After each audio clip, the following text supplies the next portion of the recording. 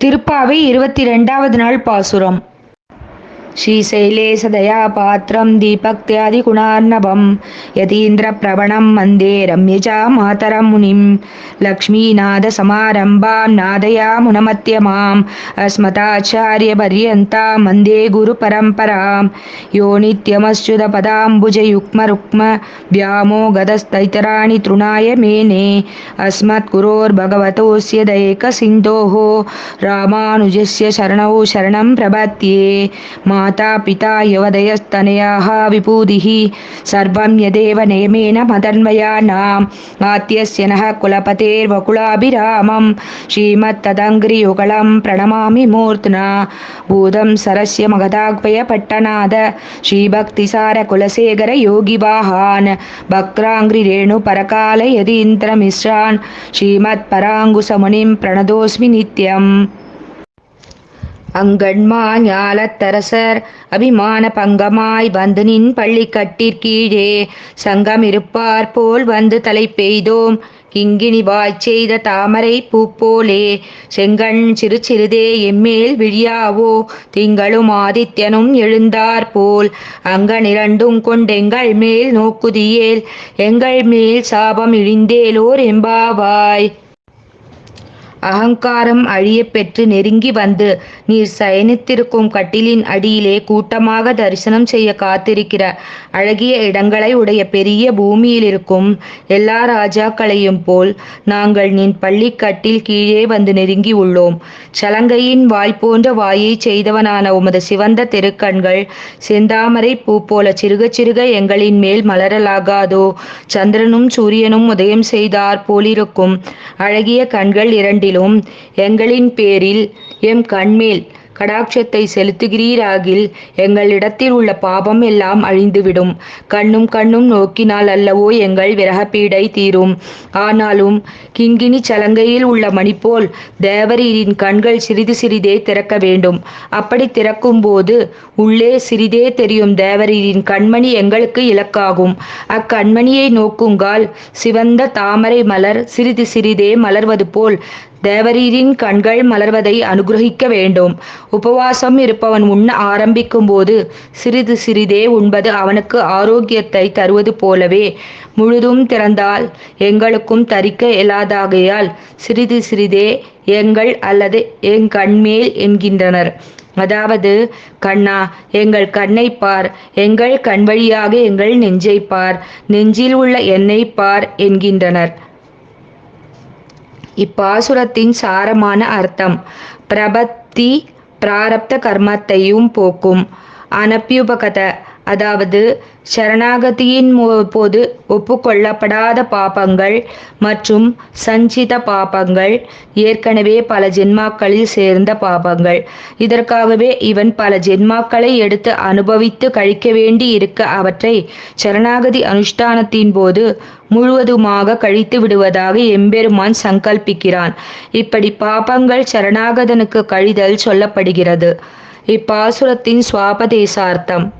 அங்கண்மா ஞாலத்தரசர் பிரகிருதி மண்டலத்தில் உள்ள சதுர்முகன், ருத்ரன், இந்திரன் போன்ற பல தேவதைகள் அபிமான பங்கமாய் நானே ஸ்வதந்திரன் என்ற துர் அபிமானத்தை விட்டு ஸ்ரீமன் நாராயணனின் விதிகளுக்கு உட்பட்டே எங்கள் செயல் என்று உணர்ந்து வந்து நின் பள்ளிக்கட்டின் கீழே வைகுண்டத்தில் உள்ள பரியங்கத்தின் அருகே வரப்போகும் காலத்தை எதிர்பார்த்து சங்கமிருப்பார் போல் வந்து தலை பெய்தோம். பிரம்மாதி தேவர்கள் எப்படி உன் கை பார்த்து உன் அருளை எதிர்பார்த்து கூட்டம் கூட்டமாக நிற்கின்றனரோ அதே போல் நாங்களும் வந்தோம். ஆனால் நாங்கள் அவர்களைப் போல் அல்லாமல் துரபிமானம் கழிந்தவர்களாய் முக்தானுபவத்தை பெற சரணாகதி செய்ய வந்துள்ளோம். கிங்கினி வாய்ச் செய்த தாமரை பூ போலே சாஸ்திர விதிக்கு உட்பட்டு நாங்கள் செய்யும் கைங்கரியங்களை எம்பெருமானிடம் சுவாதந்திரியம் உள்ளது. ஜீவர்களிடம் பெருத்த அபராதம் உள்ளது. கர்மாதீனம், காலத்தின் கொடுமை இவற்றினால் எம்பெருமானின் திருக்கண்கள் மூடியும் அப்படியே மூடியிருந்தால் ஜீவர்களை கடாட்சிக்கவென்று, அதாவது நப்பின்னை பிராட்டியின் சேர்க்கையால் எங்களின் அபராதத்தை பொறுக்கும் தன்மை அடைக்கலம் புகுந்தவருக்கு சகேதுக கிருபையால் ஒரு காரணத்தை முன்னிட்டு ஸ்ரீ விசிஷ்டனாய் நீர் உபாயமாயும் உபேயமாகவும் இருக்கும் தன்மை. ஜீவர்களின் சரணாகதி அனுஷ்டானத்தினால் வசீகரிக்கப்பட்டு அனுகிரகிக்கும் தன்மை இவற்றால் சிறிது திறந்திருக்க வேண்டும். இதற்காகவே சிறிது மூடியும் சிறிது திறந்தும் இருக்க பிரார்த்திக்கிறார்கள். செங்கண் சிறிதே எம்மேல் விழியாவோ இப்படியாக ஸ்வீகரிக்க வேணும். திங்களும் ஆதித்யனும் எழுந்தாற்போல் சாஸ்திர விகிதமான பகவத் கைங்கரியங்களுக்கு தேவையான சுக்கிருதங்களை கூட்டி துஷ்கிருதங்களை விலக்கி புத்தி பூர்வக பாபங்களால் நிர்வேதம் அடையும் எங்களுக்கு பிராயஷ்சித்த பிரபத்தியை அனுஷ்டித்ததினால் பரிபூரண கடாட்சத்தை தந்தருள வேண்டும். இங்கு சரணாகதன் பிரபத்திக்கு பிறகு தெரிந்தே செய்யும் பாபங்கள் ஒட்டாது என்பது ஒரு சாரார் கருத்து. ஸ்ரீ சுவாமி தேசிகன் அபராத பரிகாராதிகாரம் ஸ்ரீமத் ரகசிய திரயசாரம் இதில் பிரபன்னரான பூர்வர்களுடைய அனுஷ்டான பரம்பரைக்கு இது சேராது. ஏனென்றால் அவர்கள் புத்தி பூர்வக பாபம் நேர்ந்துவிடக் கூடாது என்று பயந்து வர்த்தித்தார்கள் என்றும் பிரபன்னரை குறித்தே பிராயஷ்சித்த பிரபத்தி விதித்துள்ள சாஸ்திரத்திற்கும் விரோதமானபடியால், அதாவது லக்ஷ்மி தந்திரம் சொல்லுகையில் அபாய சம்ப்ளவே சத்ய பிராயஷ்சித்தம் சமாச்சரேத் பிராயஷ்சித்திரியம் சாஸ்திரயத் புனः சரணம் விரஜேத். அபராதம் நேர்ந்தால் உடனே பிராயஷ்சித்தம் பண்ண வேண்டும். மறுபடி பகவானை சரணம் அடைவதே இவ்விஷயத்தில் பிராயஷ்சித்தம். இது இரண்டாவது பிரபத்தி ஆகாது. இது புத்தி பூர்வகமாக பாவம் செய்துவிட்டால் எம்பெருமானிடம் பண்ணப்பட வேண்டிய பிரபத்தி ஆகும். மேலும் இன்னொரு பிரமாணம் வங்கிபுரத்து நம்பி வங்கீஸ்வர காரிகை அஜ்ஞானாத் அதவா ஞானாத் அபராதேஷு சத்ஸ்வபி பிராயஷ்சித்தம் க்ஷமஸ்வேதி பிரார்த்தனை கைவ கேவலம். இது தெரியாமலோ பாபம் என்று எனக்கு தெரியாது என்று சொல்வதினால் தண்டனையின்றி தப்ப முடியாது. காரணம், எது செய்யத்தக்கவை எது செய்யத்தகாதவை என்பதை சாஸ்திரங்கள் விதித்துள்ளன. எதை இவன் அறியாதது இவன் தவறு. ஆக தெரிந்தோ தெரியாமலோ அபராதம் நேர்ந்துவிட்டாலும் அதை நினைத்து மனமுருகி பொறுத்து கொள்ள வேண்டும் என்று எம்பெருமானிடம் பிரார்த்திப்பது ஒன்றே பிராயச்சித்தமாகும்.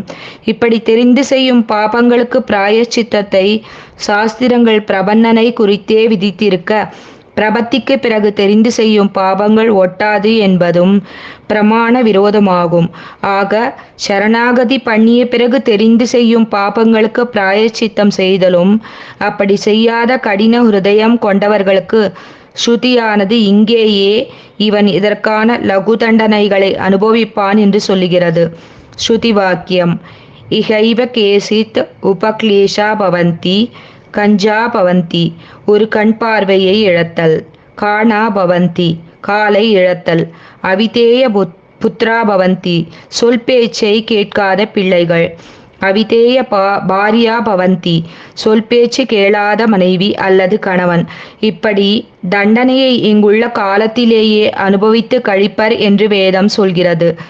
அங்கனிரண்டும் கொண்டு எங்கள் மேல் நோக்குதியேல் இஷ்ட பிராப்தியையும் அனிஷ்ட நிவர்த்தியையும் பிரார்த்திக்கிறோம், கடாட்சித்தருள வேண்டும். எங்கள் மேல் சாபமிழிந்து சரணாகதி அனுஷ்டானத்தினால் சஞ்சிதம் அனப்பியுபகத பிராரப்தம் முதலியனவான பாபரூபங்கள் நீங்க பெற்றோம். ஆண்டாளும் நம்மாழ்வாரும் அங்கண்மா ஞாலத்தரசர் அபிமான பங்கமாய் வந்து அழகிய இடங்களை உடைய மிகப்பெரிய பூமியை ஆளும் ராஜாக்கள். மாந்தாதா மனு போன்ற ராஜாக்களும் இருக்கும் இடம் தெரியாமல் போனார்கள் அன்றோ? எப்படி மாமழையில் குமிழ்கள் கிளர்ந்தால் தம்மேல் மழை துளி விழ உடனே அழிவது போல் ஒரு நாயகமாய் இப்பூலகை ஆண்ட அரசர்களும் இருக்கும் இடம் தெரியாமல் அழிகின்றனரே. அரசர்கள் கர்வம் மிக நிறைய பெற்றவர்கள். நகுஷனை ரிஷிகள் அரசனாக்கினர். அரசனானவுடன் நகுஷனுக்கு கர்வம் ஏற சப்த ரிஷிகளை பல்லக்கு தூக்கச் சொன்னான். இந்திரனின் மனைவி இந்திராணியை அடைய ஆசை கொண்டான். இப்பேற்பட்ட ஞாலத்தை இடைவெளி இல்லாமல் வெகு காலம் ஆண்ட அரசர்களும் அழிகின்றனரே. சுவாமி நம்மாழ்வார் அரசர்களின் நிலையாமையை ஒரு பதிகத்தில் விளக்குகிறார். ஒரு நாயகமாய் ஓட உலகுடன் ஆண்டவர், கருணாய் கவர்ந்த காலர், சிதைகிய பானையர், பெருநாடு காண இம்மையிலே பிச்சைதாம் கொள்வர், திருநாரணன் தாள் காலம் பெற சிந்தித்து உய்மினோ. அதாவது, ஒரு ஏகாதிபத்தியமாகவே மிகப்பெரிய பூமண்டலம் முழுமையும் ஆட்சி புரிந்தவர்கள் கூட தங்கள் துர்தசையின் காரணமாக தாங்கள் ஆண்டு கொண்டிருக்கும் போதே ஆட்சியை இழந்து தன்னுயிரை காப்பாற்றிக் கொள்ள மறைந்து வாழும்போது இருட்டில் தன் நாட்டிலேயே ஒரு கருப்பு நாயால் கவ்வப்பட்ட காலை உடையவர்களாய் பிச்சைக்காக ஒரு உடைந்த மண்பானை ஓட்டை கையிலேந்தி வாழும்படியும் மாறுவது உண்டே. இப்படிப்பட்ட அரசர்கள் தன் அபிமானம் கர்வம் பங்கப்பட்டு போய் திருநாரணன் தாள் காலம் பெற சிந்தித்து உய்மினோ என்பது போல் நித்திய ஸ்ரீயான ஸ்ரீமன் நாராயணனை உரிய காலத்திற்குள் பக்தியோகம் அல்லது பிரபத்தி செய்து உஜ்ஜீவியுங்கள் என்று ஆழ்வார் சொன்னது போல் நம் சப்தார்த்தத்தில் தோற்றின ந மம சுவாமித்வம் ந மம சுவாதந்திரியம், பகவானை எதிர்பாராத சுவாமித்துவமோ அல்லது அவனை எதிர்பாராத சுவாதந்திரியமோ எனக்கு இல்லை என்பதை நன்கு உணர்ந்து கர்வம் நீங்கியவர்களாய் சரணாகதியை அனுஷ்டிக்க உன் திருவடியை வந்து ஆசிரயித்தோம். வந்து என்றதால் சரணாகதி கிரியாரூபம் என்பது விளங்குகிறது. நாங்கள் சங்கம் இருப்பார் போல் வந்து தலை பெய்தோம், கூட்டமாக வந்து நின் திருவடியை ஆசிரயித்து நின்றோம் என்கின்றனர். தாமரை பூ போலே செங்கண், எம்பெருமானின் நேத்திரங்கள் சிவப்பாக இருக்கும். தாமரை பூவும் சிவப்பு. கப்பியாசம் புண்டரீகம் ஏவம் அக்ஷினி என்றது உபனிஷத். எம்பெருமான் தான் எடுக்கும் அவதாரங்களில் உடலை மாற்றிக்கொள்கிறான். கண்களின் அமைப்பை மாற்ற முடிவதில்லை. ஆகவே வராக அவதாரத்திலும் இவனது கண்ணையே அடையாளமாக கொண்டு மகரிஷிகள் இவனை பரதேவதை என்று நிச்சயித்தார்கள். மகாவராக ஸ்புட பத்மலோச்சனக. உன் தாமரை கண்களால் நோக்காய், செந்தாமரை போன்ற உன் திருக்கண்களாலே கடாட்சி தருள வேண்டும். அர்ச்சையிலும் உன் தாமரை கண்களால் நோக்குகின்றாய். விபவத்திலோ நாங்கள் இக்கடாட்சம் கிடைக்க பெற்றிலோம். இப்போதாவது நீ கண்கள் திறந்து சோதிவாய் திறந்து நோக்கினாயானால் விபவத்தில் உன்னை சேவிக்காத எங்களுக்கு ஆறுதல் அளிக்குமே. மதுசூதனான எம்பெருமான் எவனை தன் தாமரை கண்களால் ஜாயமான தசையில் கடாட்சிக்கிறானோ அவனே உபாயத்தை அனுஷ்டித்து மோட்சம் செல்கிறான். பிரளயத்தில் ஆளிலையில் பள்ளி கொண்ட சிறு குழவியான கண்ணனை கண்டார் மார்க்கண்டேயர். பின்பு அவர் தர்மபுத்திரரிடம், அன்று நான் கண்ட கண்களை பிறர் யாரிடமும் காணவில்லை. அக்கண்களை உடையவனே பரதத்துவ வஸ்து. அக்கண்களை இக்கண்ணனிடம் காண்கிறேன் என்கிறார். கண்ணனே பரதத்துவம் என்று தெளிவு. இனி நம்மாழ்வார் கண்ட தாமரை கண்கள். திருவாய்மொழி பாசுரங்கள். என் செய்ய தாமரை கண் பெருமானார்க்கு என் தூதாய் என்றும், திருவிக்கிரமன் செந்தாமரை கண் எம்மான் என்றும், கோலமே தாமரை கண்ணது. தேநீர் கமலக் கண்களும் வந்து என் சிந்தை நிறைந்தவா, வெள்ளை சுரி சங்கொடு ஆழியேந்தி தாமரை கண்ணன் என் நெஞ்சினூடே. தாமரை கண் என்றே தளரும், என் செய்கின்றாய் என் தாமரை கண்ணா என்னும், அனைத்துலகும் உடைய அரவிந்தலோச்சனனை கோலச் செந்தாமரை கண்ணர்க்கு செய்ய தாமரை கண்ணர்க்கு என்று அந்நாள் தொடங்கி இந்நாள் தோறும் இருந்திருந்து அரவிந்த லோச்சனா என்றென்றே நெய்ந்து இறங்குமே. புனக்காயா நிறத்த புண்டரீக கண் செங்கனிவாய். இத்தாமரை கண்களால் எம்பெருமான் கடாட்சிக்க வேண்டும் என்று ஆழ்வாரின் பிரார்த்தனை. ஆண்டாளும் அங்கண் இரண்டும் கொண்டு எங்கள் மேல் நோக்குதியேல் எங்கள் மேல் சாபம் இழிந்தேலோர் எம்பாவாய் என்கிறாள். ஆக ஒரு சரணாகதன் சரணாகதி அனுஷ்டானத்தை மேற்கொள்ள எம்பெருமானின் தாமரை கண்களால் ஜாயமான கடாட்சம், அதாவது பிறக்கும் போதே மதுசூதனனான எம்பெருமான் கடாட்சிக்க வேண்டும்.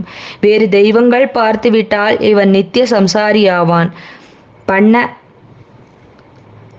இச்சீவன் பரம புருஷார்த்தத்தை பெறுகிறான் என்பதாகிறது.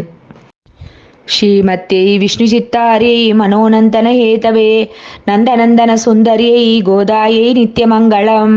ஸ்ரீ ஆண்டாள் திருவடிகளே சரணம்.